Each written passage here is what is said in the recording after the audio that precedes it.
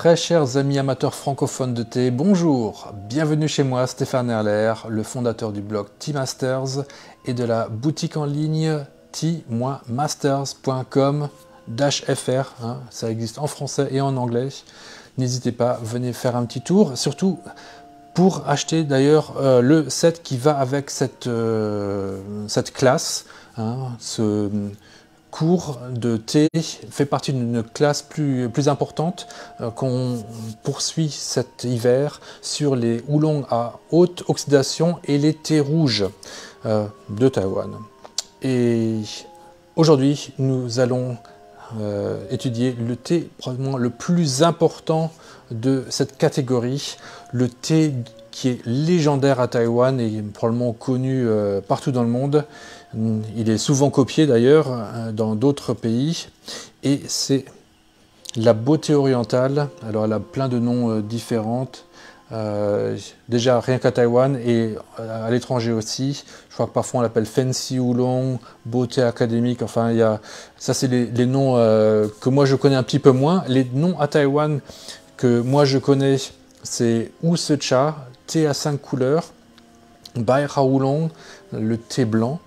Il y a également le Pong Fong Cha, le thé arrogant, le thé des vantards. Et puis donc on a donc ce fameux Oriental Beauty, Dongfang Meizhen, qui est un nom qui aurait été donné par la reine Victoria d'Angleterre. Et je vais vous dire aujourd'hui que, désolé, toutes ces légendes, elles sont fausses sur ce thé. Alors, il y a toujours une part de vrai dans les légendes et on va essayer de démêler le vrai du faux. On va aujourd'hui étudier notamment cette version impériale de ce thé parce que c'est un thé où la qualité est vraiment prépondérante. Et pour bien comprendre un thé, je trouve toujours la meilleure façon, c'est de découvrir un exemple le plus classique, le plus fin, le plus abouti, un petit peu comme si on veut comprendre très rapidement c'est quoi un thé de haute montagne, on va boire un Dahuling parce que c'est le oolong le plus haut qu'on peut trouver et donc il est vraiment, il a dans son caractère toute la finesse de la montagne la plus haute, la plus fraîche et donc on le comprend tout de suite, qu'est-ce qui fait la spécificité d'un thé de haute montagne si on boit du Dahuling. Qu'est-ce qui fait la spécificité d'un thé torréfié? Le Dongding à Taïwan, ça c'est notamment le Dongding de compétition, puisque c'est la compétition qui est à l'origine des Dongding.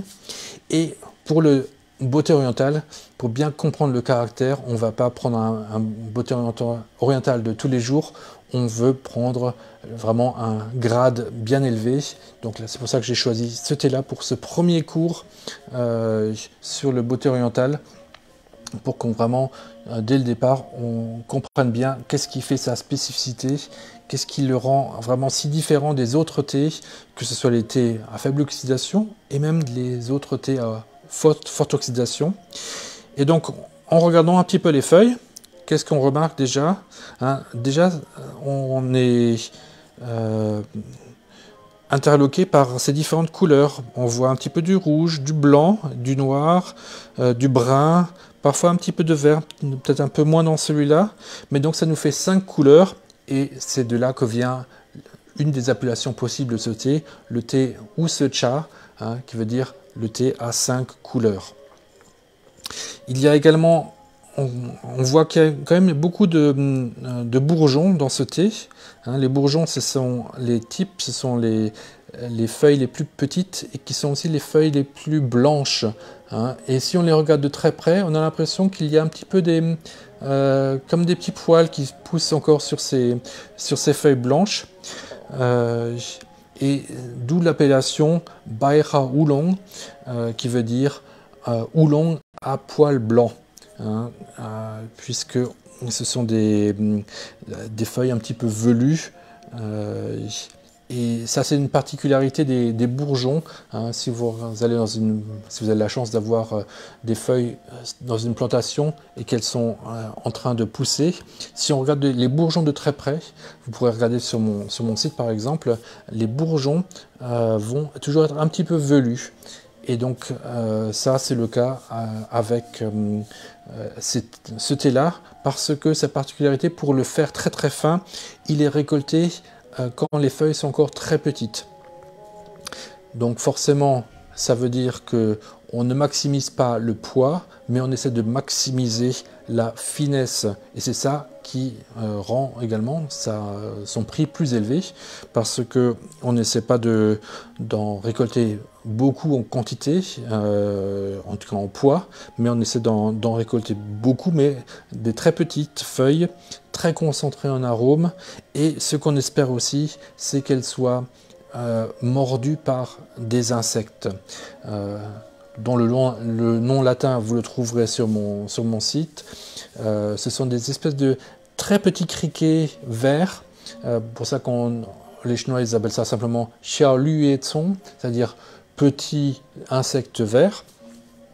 La forme, c'est un petit peu comme un petit criquet, mais vraiment minuscule, hein. C'est encore plus petit qu'une fourmi. Ça virevolte quand on va dans une plantation et qu'il y en a tout plein. Alors, dès qu'on bouge un petit peu entre les arbustes, on les voit voler de ci, de là. Souvent, ils se cachent sous la feuille. On ne les voit pas tellement dessus, mais sous la feuille. Et ils sont vraiment tout petits. Mais ils s'attaquent notamment aux bourgeons.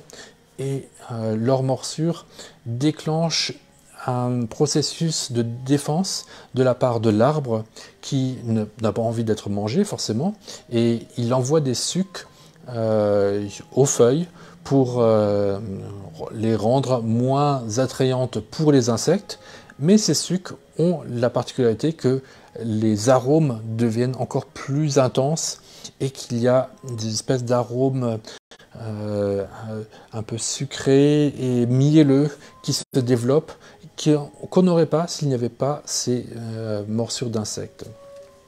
Donc c'est vraiment un thé encore plus miraculeux que la plupart des thés.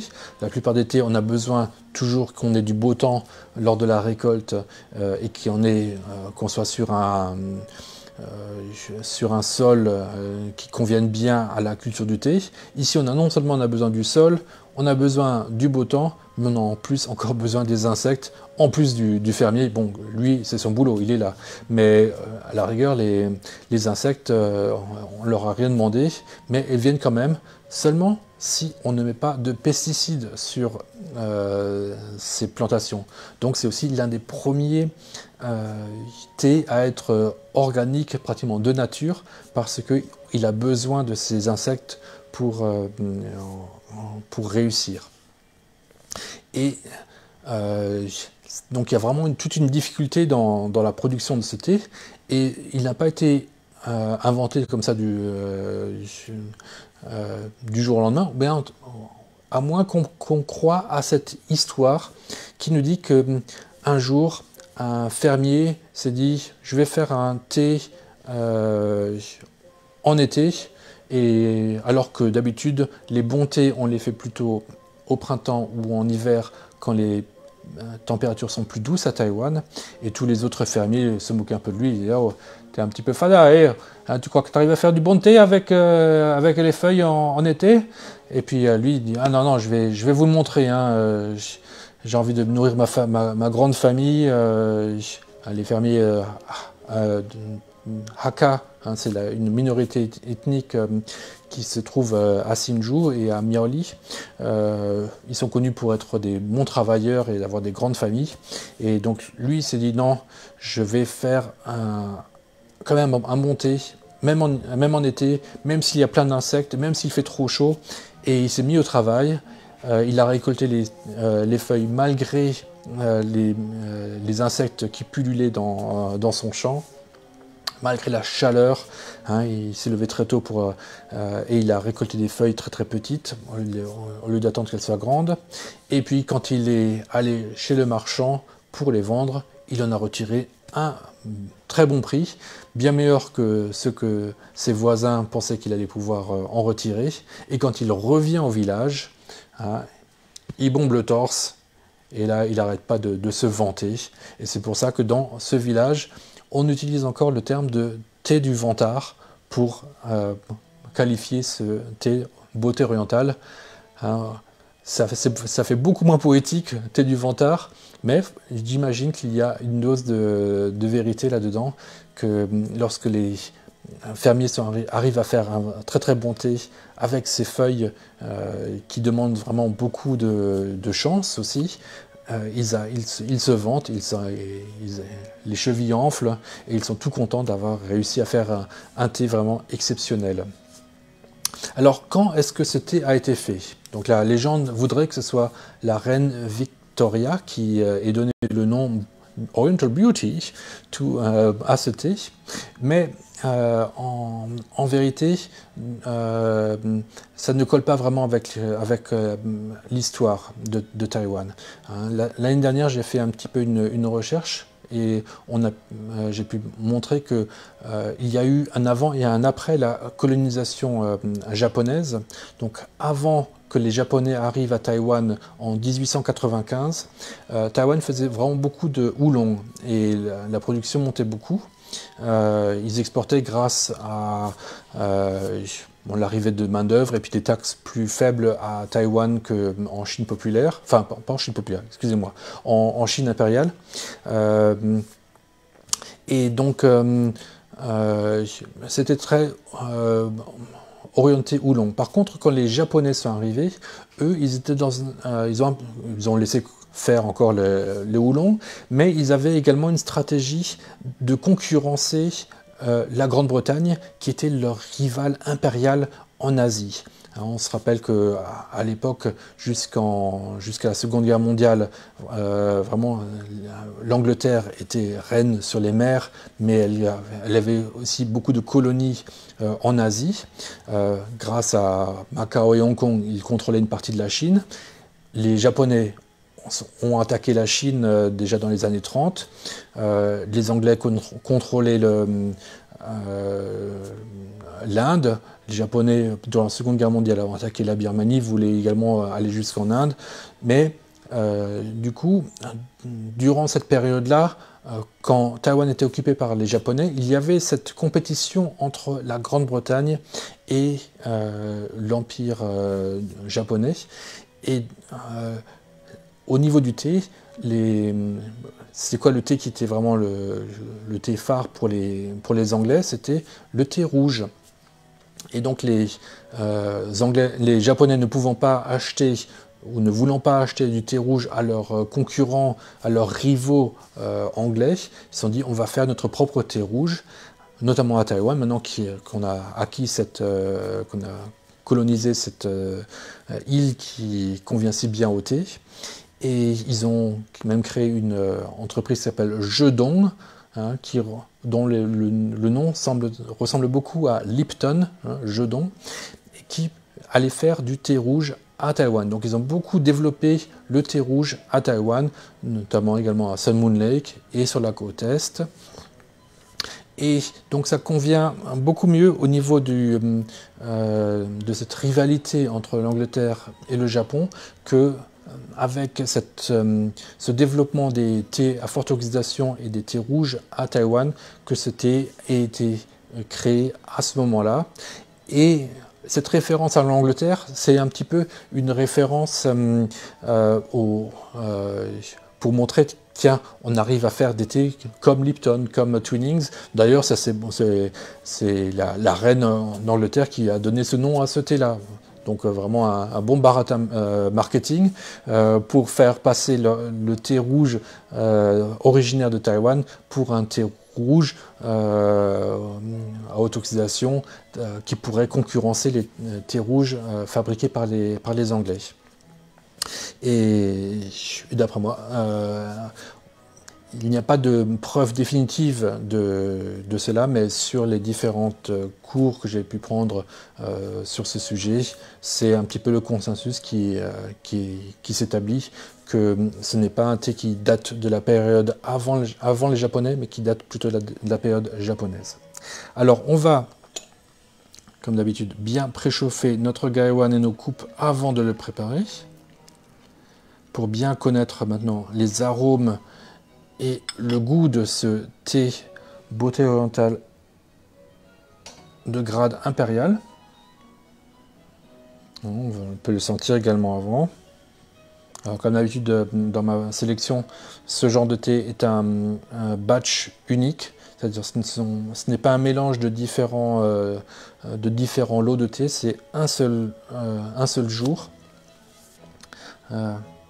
Donc là j'ai la version de l'été 2020, beauté orientale, que j'ai mis dans le set d'échantillons. C'est l'échantillon le plus petit, parce que ce sont également les feuilles les plus chères. J'imagine que la moitié de l'échantillon devrait suffire. Donc si vous utilisez un peu moins de feuilles que moi, vous l'infuserez un petit peu plus longtemps.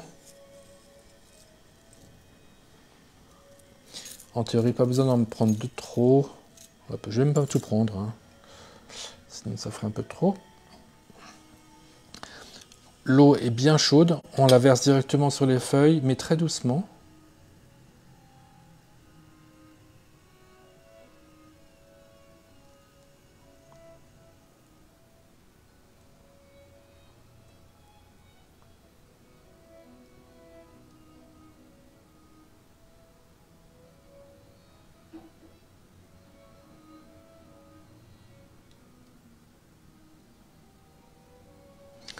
Les feuilles n'ont pas besoin de tourner, de virevolter comme un thé de haute montagne parce qu'elles sont déjà ouvertes. Et comme ce sont des feuilles qui sont plutôt petites, hein, de taille bourgeon ou légèrement plus grande, elles ne sont pas non plus très épaisses et donc l'eau bouillante va très rapidement jusqu'au cœur de ces feuilles en soutirer les arômes.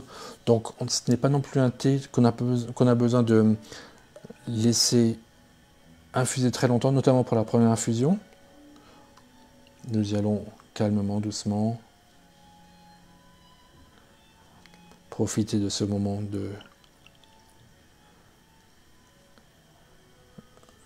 un peu plus technique pour être calme dans nos gestes. Faire attention à ce thé, à se concentrer. On peut regarder la couleur de l'infusion qui est en train de changer. Quand on pense que c'est à peu près bon, on peut vérifier au niveau des arômes. Et on y va.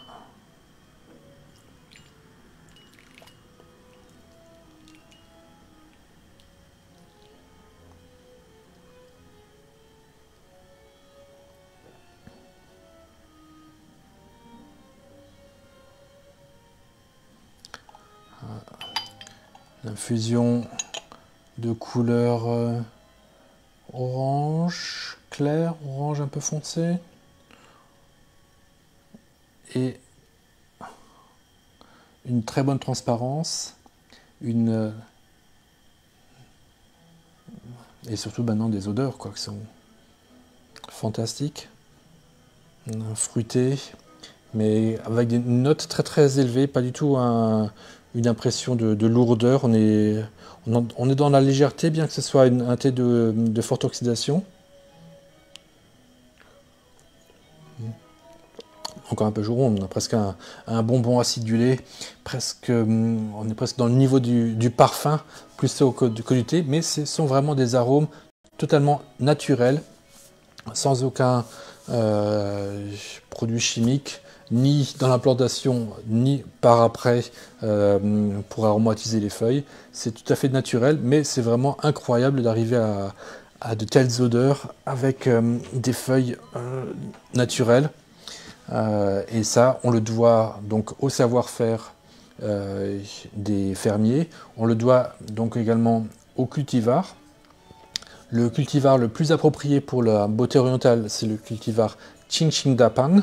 Donc forcément, c'est ce que vous avez ici dans votre coupe et dans votre Gaiwan maintenant, parce que c'est le cultivar le plus employé dans la région qui se spécialise dans la beauté orientale, donc la région de Sinju, autour de Beppu, Emei, qui va jusqu'à Miaoli pratiquement. Là-bas, c'est vraiment leur thé principal. Quand le climat ne correspond pas tout à fait il n'est pas assez chaud pour faire de la beauté orientale, ils vont parfois faire d'autres thés avec ce cultivar, ils vont parfois faire du thé vert, parfois faire un oolong torréfié, parfois du thé rouge aussi, mais leur spécialité c'est la beauté orientale. Alors que dans d'autres régions, comme la région qui produit les baozhong dans le nord de Taïwan, on va également parfois trouver des beautés orientales en été, mais eux, ils sont plutôt spécialisés dans le baozhong, et c'est quand il fait très chaud qu'ils vont faire de la beauté orientale avec les arbres qu'ils ont, qui ne sont pas forcément, même très rarement, du Qingxing Oolong. Très souvent, donc, on va pouvoir trouver des autres beautés orientales dans les autres régions qui ne sont pas spécialisées dans ce thé, mais fait avec des arbres différents, avec des cultivars différents.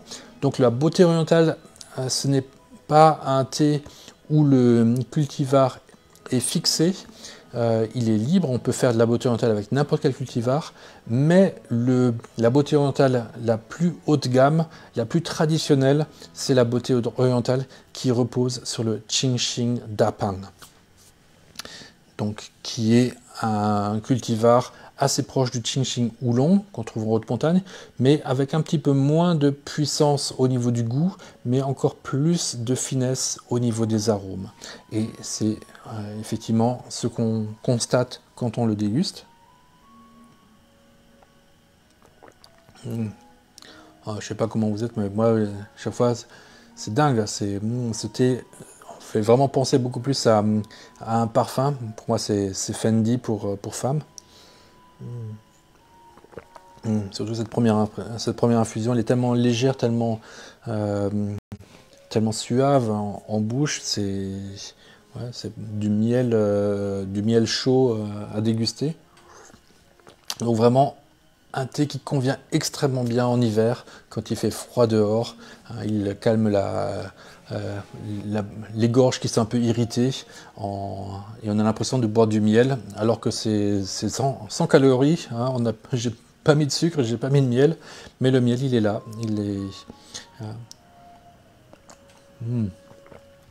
Et il y a encore des notes en plus. Il y a vraiment tout une complexité aromatique. C'est pas du miel bas de gamme, ça c'est du miel très fleuri avec différentes fleurs. C'est du bon quoi. Vraiment, pour comprendre la beauté de ce thé, la beauté orientale, il faut vraiment le déguster et l'avoir bu, et en avoir fait l'expérience, c'est un moment inoubliable je trouve, et c'est vraiment, ce thé mérite vraiment sa place parmi les meilleurs thés de Taïwan pour sa pureté et pour ses arômes qui sont vraiment spéciaux et qui demandent encore plus de magie que les autres thés, puisqu'ils demandent encore l'intervention de certains insectes. Et c'est donc un thé qui est organique avant l'heure, et c'est grâce à cela qu'il va influencer d'autres thés comme la concubine Oolong en haute montagne ou Redongding. Il va également influencer le thé rouge de la côte est, qui vont tous avoir ce côté un petit peu mordu par les insectes. Et on va étudier ces thés également dans les semaines à venir. Mais avant cela, dans les 3 prochaines semaines, nous allons étudier également l'impact des saisons sur ce thé. Et on va déguster une version d'été, une version d'automne et une version d'hiver pour voir comment les différentes saisons vont impacter ce thé. Nous avons commencé aujourd'hui par la version haut de gamme, la version impériale, pour vraiment bien marquer la caractéristique et ce goût vraiment unique, très très mielleux, qui va vraiment déterminer le niveau de qualité et puis également le niveau de prix de ce thé. C'est un thé qui est plus cher que les autres, mais d'après moi, c'est tout à fait justifié parce que pour arriver à faire cette qualité, les fermiers, vraiment, ils récoltent les feuilles encore plus jeunes qu'ils ne pourraient. Les feuilles sont très petites, donc il faut récolter beaucoup de feuilles pour arriver au même poids. Et c'est un thé où la qualité ne se décrète pas, elle ne tombe pas non plus tout à fait du ciel, ni de la terre, mais elle demande encore l'intervention des insectes. Donc c'est vraiment un thé très précieux. Et je suis heureux de vous l'avoir fait découvrir aujourd'hui. Je vous remercie pour votre attention et donc on se retrouve dans les prochaines semaines pour continuer notre exploration de ces thés à forte oxydation et à oxydation totale. Merci beaucoup, à bientôt.